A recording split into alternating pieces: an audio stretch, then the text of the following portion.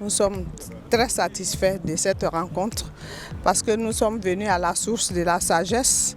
Nous avons appris beaucoup cet après-midi des us et des coutumes de notre pays, aussi le rôle de la Chambre des rois et des chefs traditionnels que nous ignorons. Les us et les coutumes sont nos traditions.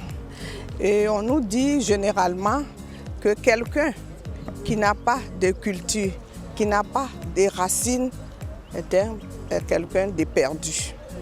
Et aujourd'hui, notre soif du savoir, des us et coutumes a été vraiment étanche. C'était très instructif, ça nous a permis d'avoir des informations qu'on n'avait pas. Ils nous ont présenté chacun des chefs des différentes régions, c'était bien. Surtout en ce qui concerne les informations sur la création et les objectifs de la Chambre nationale. Ce qui m'a le plus marqué, c'est en fait l'abnégation au travail des chefs traditionnels et des rois. Le fait qu'ils fassent tout pour maintenir la cohésion sociale.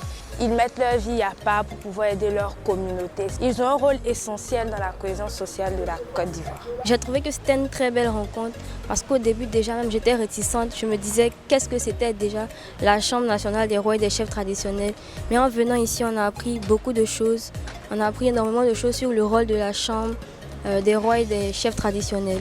Le rôle principal de cette chambre, c'est de prôner la cohésion sociale pour une Côte d'Ivoire développée, une Côte d'Ivoire en paix. Parce que, comme Sa Majesté l'a si bien dit, le développement, ça passe aussi par la paix, ça passe aussi par la cohésion sociale. C'est en étant en paix qu'on pourra véritablement amorcer le développement de la Côte d'Ivoire.